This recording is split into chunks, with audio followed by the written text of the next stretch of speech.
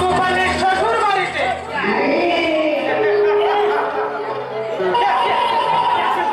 যাক, সে কথা যাক।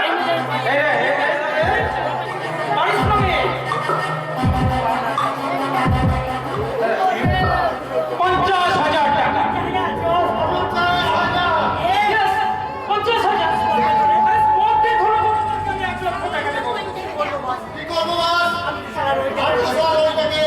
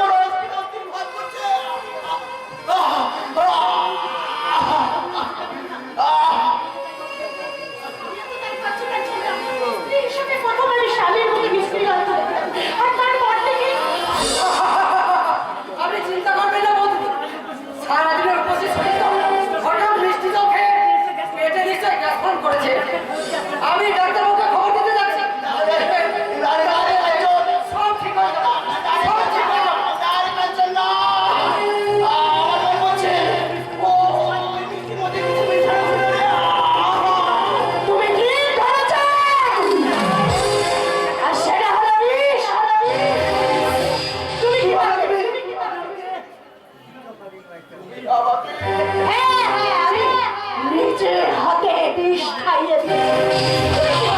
ওই ওরা জোর করে সবাই তোমার সঙ্গে আমার বিয়ে দিলেও তোমাকে আমি কখনো স্বামী বলে মানতে পারবো না।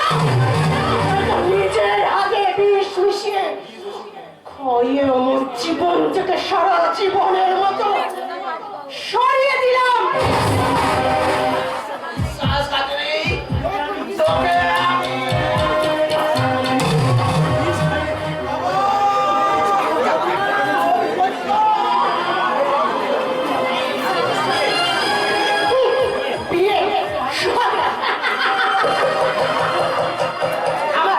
আমার স্বাধীন সন্তান খুন করে আমাকে একটা মাটির পুতুল বানিয়ে নিজের হাতে খেয়াল খুশি মতো নাচাবে। আমি বোমা দর্শক হয়ে শুধু চোখে চোখ ফেলবো না। আমি বিষ খাবো। ভাল লাগেনি বিষাক্ত বিষ।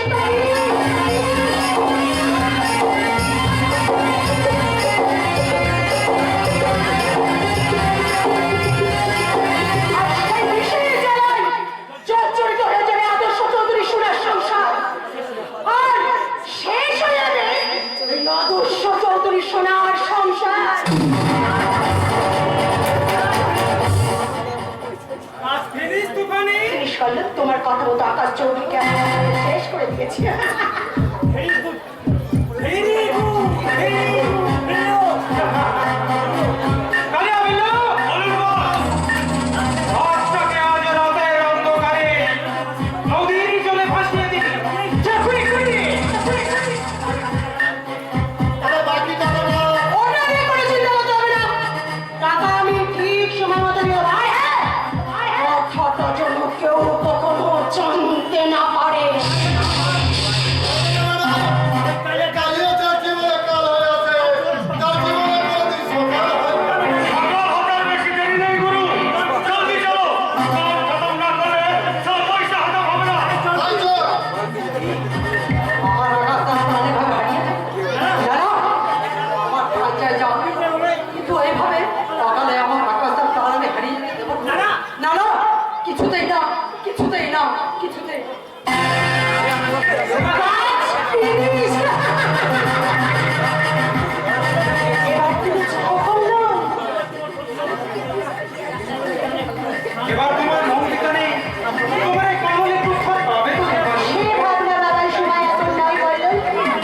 এখন আমাকে একটা নতুন নাটক তৈরি করতে হবে। যে নাটকের মূল বিষয়বস্তু হবে মনুষ্য রাতে আকাশ চৌধুরী তার স্ত্রীকে উপেক্ষা করে নিরুদ্দেশে করতে পারি দিয়েছে।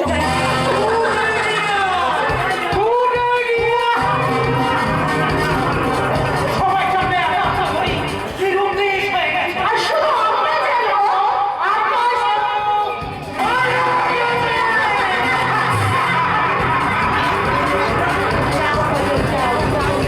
দোকানের জীবন নাটকের শেষ দৃশ্য ভালো করে সাজিয়ে নিতে দাও।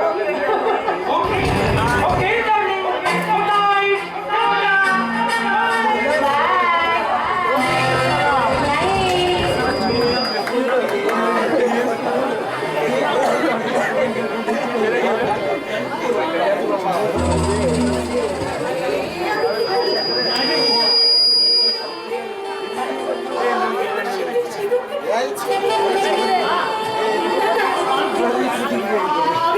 আমি ঠিক করেছি। আমি ছাড়া কারোর দেশে দূরে আমি সুযোগ পেতে পারবো না। আমি কারোর দেশে দূরে আমি শিখে যেতে পারবো না। তাই তো এই কলঙ্কিত শুধু না না ওই ওরা বলছে আমার আবিরের নাকি জ্ঞান ফিরেছে।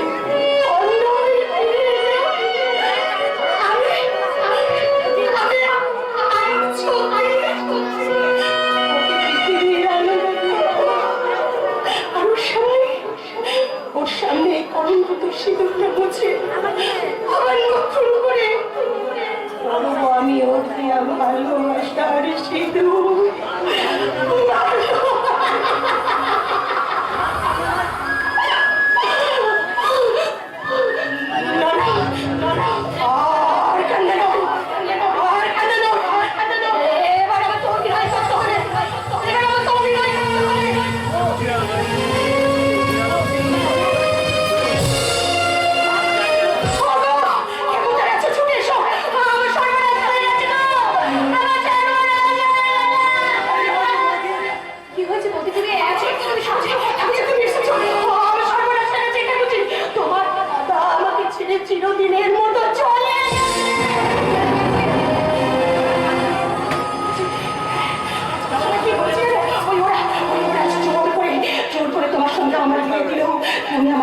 আত্মা, তাই কখনো তোমাকে আমি স্ত্রী বলে স্বীকৃতি দিতে পারবো না।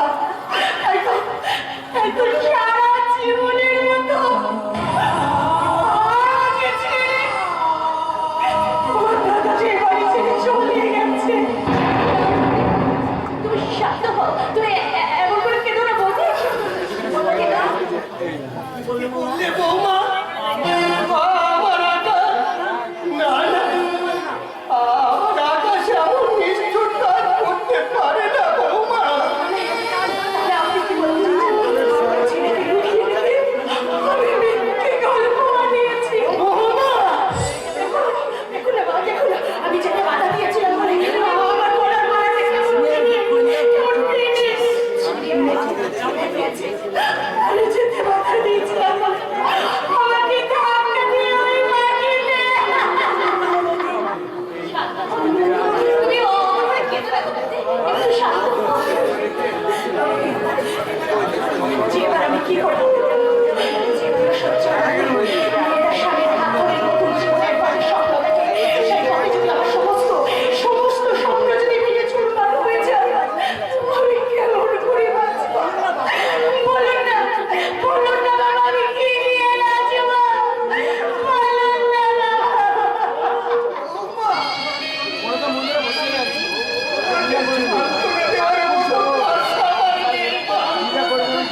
আমি তোমাকে কথা দিচ্ছি মা, যেখান থেকেই করে যেমন করেই না হোক, আমার যদি আপনার ছেলে ফিরে না আসে বাবা, তখন কি হবে? না! তার আগে আপনি আমার একটা কথা জবাব দিন আদর্শ চৌধুরী। কেন আপনার বড় ছেলেকে বিয়ে করতে আমাকে বাধ্য করেছিলেন? জবাব দিন।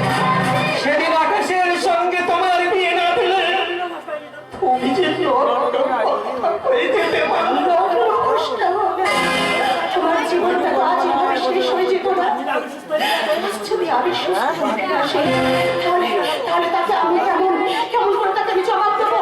তার সামনে আমি কেমন করে গিয়ে দাঁড়াবো? বলুন, জবাব দিন। তোমাকে কোনো পরিচয় দিতে হবে না বাবা।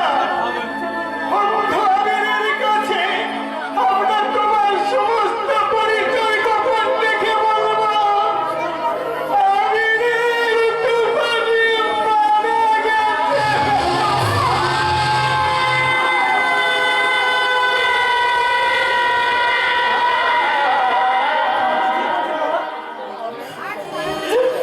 মারা গেছে। একটুখানি মারা গেছে বাবা, আপনার একটুখানি মারা গেছে। আর আজ তাকে দেখছি, সে আর কেউ নয় বাবা, সে আর কেউ নয়। সেই দোকানের বেতারটা সেই বেতারটাকে এবার আপনারা শেষ করে দিন বাবা। আমি বাঁচতে চাই না। আমি বাঁচতে চাই না। আমাকে মুক্তি দিন বাবা। আমাকে মুক্তি দিন বাবা। আপনি আমাকে মুক্তি দিন।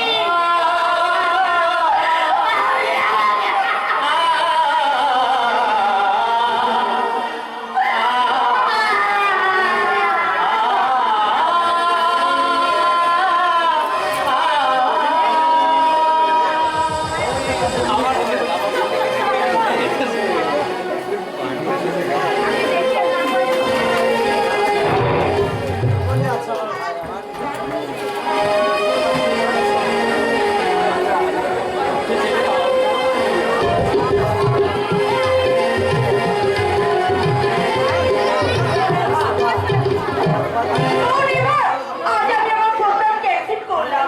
আজ আমি সিনেমায় যাচ্ছি না। তোমার রেসপন্সিবিলিটি নেই থাকো দাদা। কত আশা নিয়ে সিনেমায় যাওয়ার প্রোগ্রামটা করলাম, তার মাঝেও যদি তোমার বেঁচে জেগে যায়, তবে হ্যাঁ, শো স্টার্ট হয়ে গেলে আমি কিন্তু হলে ঢুকবো না, এই বলে রাখলাম। ওই যে কোথায় বলে না দেখি সরিয়ে আমার কাছে একটা ছিল টাইম পাচ্ছিলাম না দাদা দেখে যাই ওকে আমার সিস্টার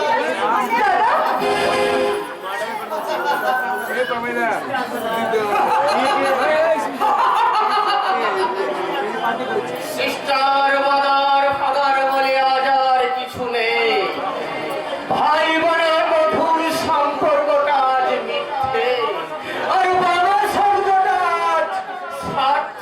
শিকলে চাপ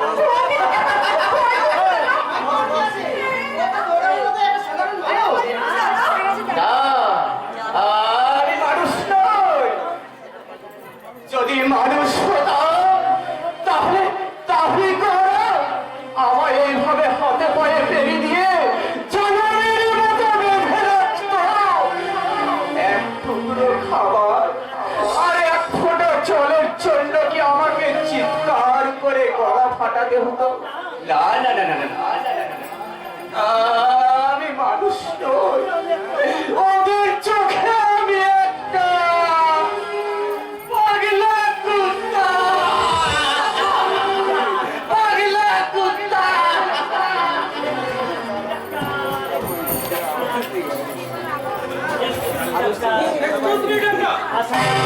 সকাল থেকে আমি আপনাকে একটু ভালোভাবে চেষ্টা ওকে মিস্টার সামন্ত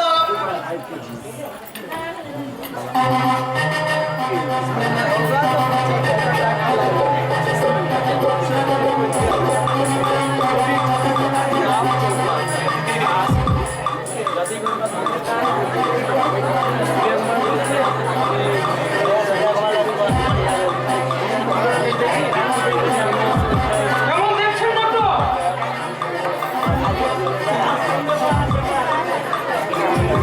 সন্দেহ করা করছেন মারা ঘরে বলবো হ্যাঁ কি তবে একটা কথা কোনোভাবে পেশেন্টকে টেনশন বাড়াতে দেবেন না তাই না কোনো টেনশন কিন্তু উঠবে মানুষের বিপদ ডেকে আসতে পারে আমি তাহলে চলি আজ সবটা চলো বিপদ মৃত্যু ছাড়াই বিপদ থেকে আমার বিস্তার নেই। নিয়তির নির্মম অভিশাপে যে আমার জন্ম, তাই তো এই পৃথিবীর সুখের আলো আমার জীবনে একটু শান্তির প্রদীপ জ্বালাতে পারে না। বাবু মশাইরা, আপনারা বিশ্বাস করুন, এরা জোর করে আমার উন্মাদ সাজিয়ে রেখেছে। আমি উন্মাদ নই বাবু মশাই, আমি উন্মাদ নই।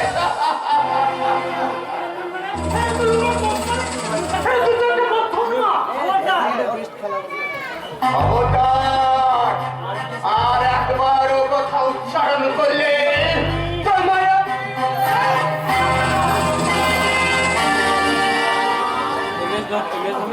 আমায় তুমি মারলে। না না মারিনি, ওটা আমার খাটটার লাস্ট ওয়ার্নিং ছিল রে বাবা। কি বলে? আমি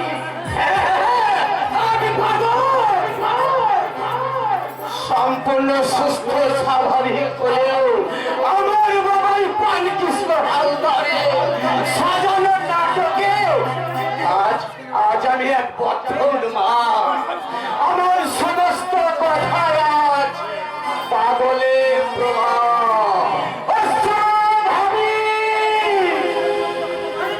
স্বাভাবিক সত্য কথা বললেও কেউ তোর কথা বিশ্বাসই করবে না।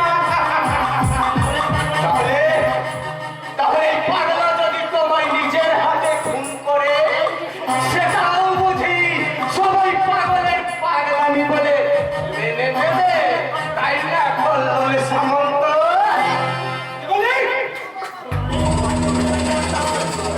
তোমরা অনেক পাগল শয়তান, বহু অপরাধের সাক্ষী হলেও আমি তোমাদের আইনের আদালতে তুলতে পারিনি।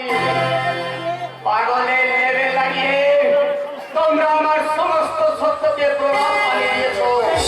সেই তোমাদেরই সাজানো পাগল থেকে আজ আমি তোমাদের নিজের হাতে কঠিন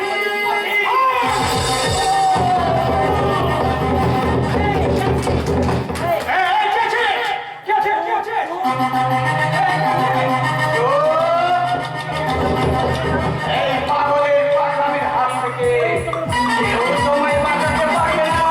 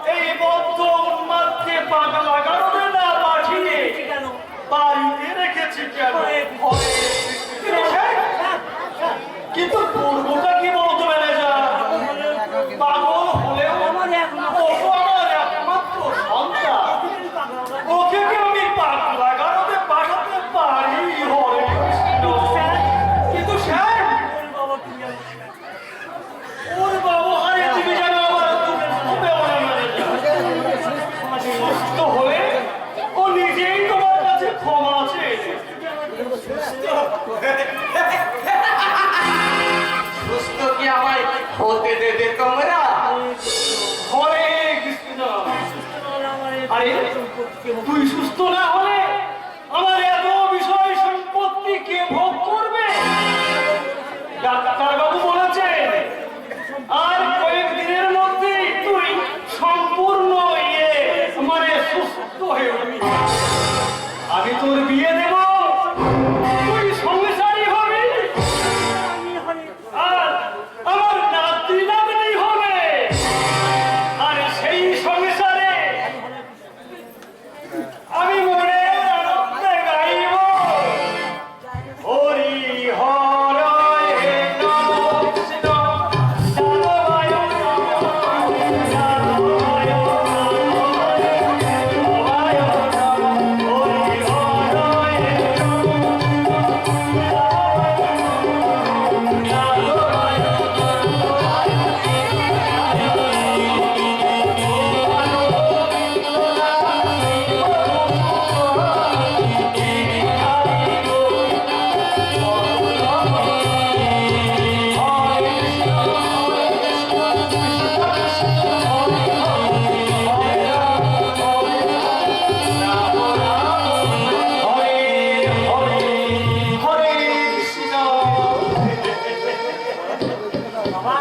বাবা নে ডাব খা।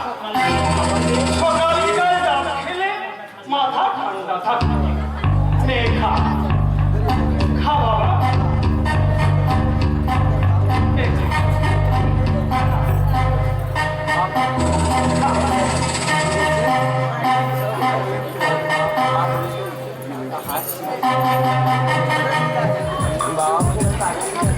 হরে কৃষ্ণ হরে কৃষ্ণ কৃষ্ণ কৃষ্ণ হরে হরে হরে রাম রাম রাম হরে হরে।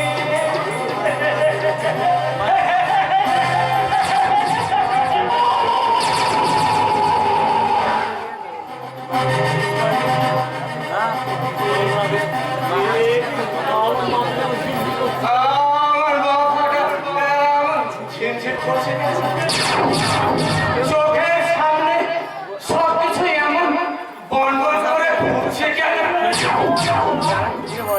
এ তুমি আমায় কি খাওয়ালে বাবা?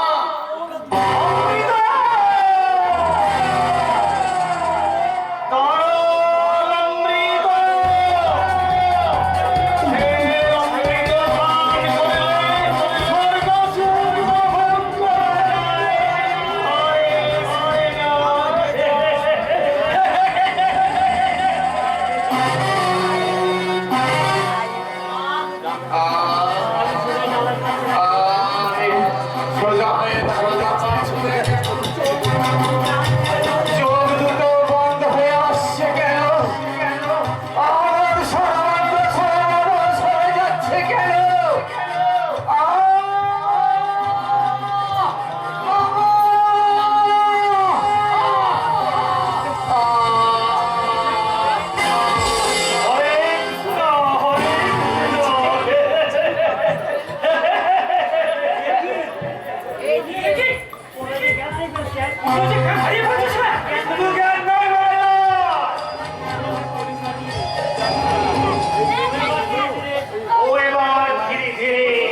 ওর স্মৃতি শক্তিটাও পুরোপুরি হারিয়ে ফেলবে।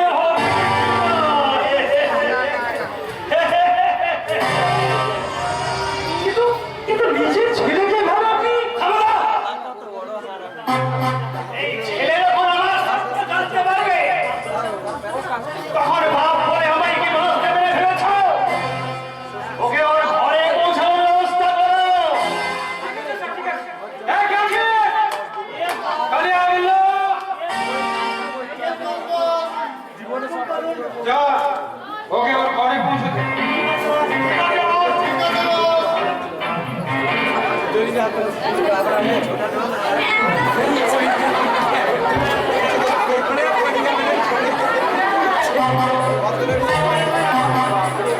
বুঝিব ম্যানেজার, প্রলয় আমার একমাত্র সন্তান এবং আমার দুষ্কর্মের একমাত্র সাক্ষী।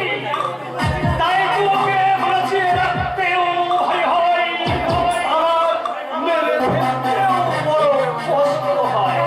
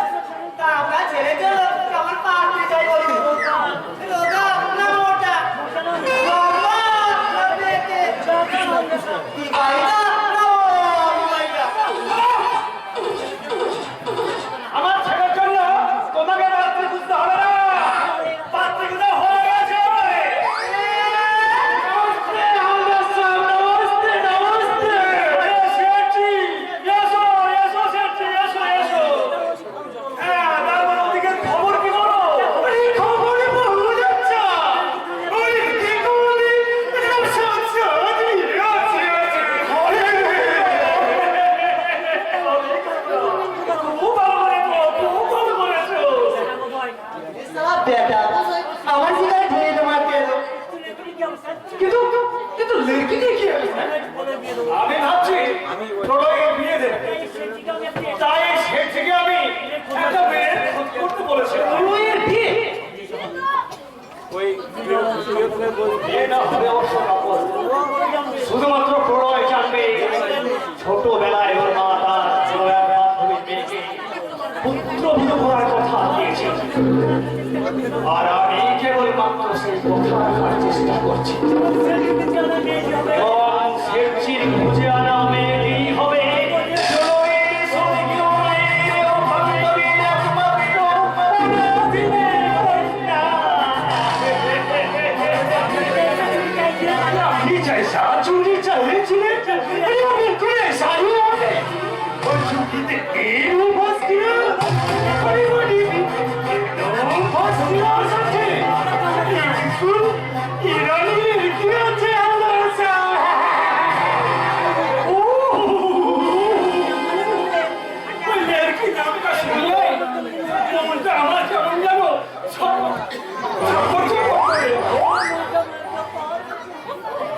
প্রলয়ের মাটা মারা যাওয়ার পর বহুদিন মনটা আমারও নিরাশীল হয়ে গেছে। কোথায় তোমার কোথায় সেই বিরানি সুন্দরী? কি যেন তার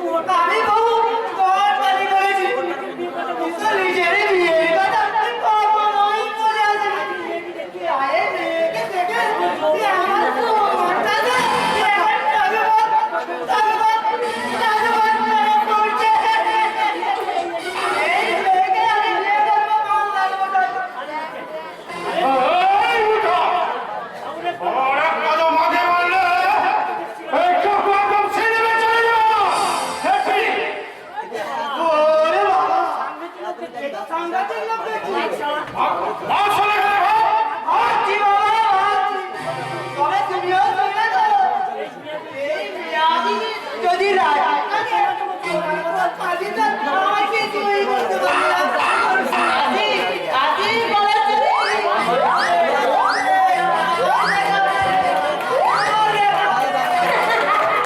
বাবুর একটা, এবার বলে যাচ্ছি, আমাকে নিয়ে আপনারা কি করতে চান? ইয়ে মানে আমার ছেলের সঙ্গে তোমার বিয়ে দেবো। বিয়ে? আরে কিন্তু শুনছি বলে যে আমাকে নিয়ে কি সব অভিনয় নাই? হ্যাঁ, অভিনয়। তোমার ছেলের সঙ্গে তোমার কখন বিয়ে হবে? আর আজকে শুধুমাত্র আমাদের টিভি হবে, তোমারও মাটি উঠি। বাবার বিয়ে কি? আরে এর জন্য প্রতিদিন তুমি 5,000 টাকা করে মাইনে পাবে। হ্যাঁ, বাবা, 5,000!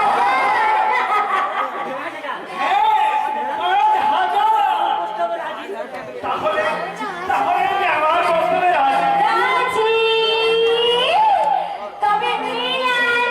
হ্যাঁ! নজর আমার যাইছে বেলে শান্ত করিয়াছে, তাই বললাম গানে মোর আমার মায়া করেছে। নজর আমার যাইছে বেলে শান্ত করিয়াছে, তাই বললাম গানে মোর আমার মায়া করেছে। নজর আমার মোরা আমায় নজর বন্দি করিয়াছে। নজর আমার মোরা আমায় নজর বন্দি করিয়াছে।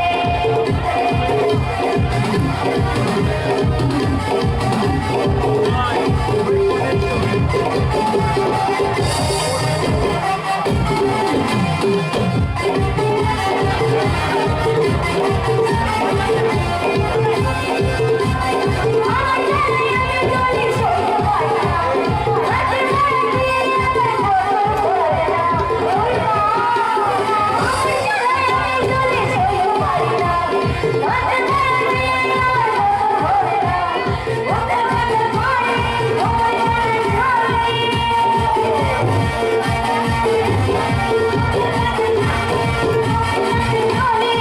সবাই বলে আমার মধ্যে হইয়াছে।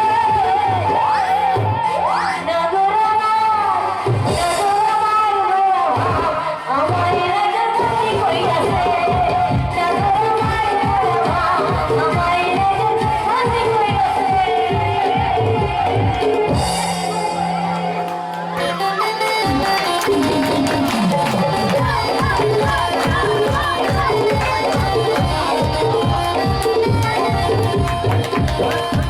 মঞ্জুর হয়েছে, ছোটদার চুরি মঞ্জুর হয়েছে। রাজা ছোটদা আর সম্পূর্ণ সুস্থ হয়ে বাড়ি ফিরে আসবে। যখন ছোট জানতে পারবে যে বড়দা বাড়ি থেকে নির্দোষ নির্দোষ হয়ে গেছে, যখন জানতে পারবে তারই কাকত্ব আছে তার বৌদি হয়ে। ওগো ঈশ্বর, তুমি আমার ছোট থেকে অন্ধ করে বাড়ি পাঠিয়ে ঠাকুর। তুমি ছোটদা, তোদের ভ্রান্ত ধারণাকে পিছনে ফেলে আমি আমার তোদের কাছে ফিরেছি না। ছোটদা, এমনকি আমার দিকে তাকিয়ে কি দেখছিল হতভাগী? আর্টিস্ট ডাক্তাররা যার নাম মৃত্যু খাতায় লিখতে চেয়েছিল, সেই আমি কি সত্যি সত্যি ফিরে এসেছে নাকি তার প্রেতাত্মা হয়েই? অমন কথা বলিস না রে ছোটদা। এখন তুই যে আমাদের একমাত্র অবলম্বন রে ছোটদা। তুই পাগলি, পর্দা থাকবে। ছোটদা নেই, ভুল শুনছে নাকি বড়দা? সজ্জা, কার হলো সজ্জার প্রতিভা? বড়দা, আমার আসলে চাই কয়েকটা দিনের মাঝে এত সব কিছু ঘটে গেল, আর আমি কিনা ছোটদা, চাঁদ বড়দা যে প্রতিজ্ঞা ভঙ্গ করে বিয়ে করেছে, এতে আমি খুশি। নাই আমি দাদার বিয়েতে আনন্দ করলাম, আমি তো আমার বৌদি কোথায় গেল? মৃত্যুর বাড়ি থেকে ঘুরে এসে এই হতভাগা আমিকে প্রথমটাই পূজনীয় বৌদি চরণ স্পর্শ করে এই নবজীবনের প্রথম আশীর্বাদ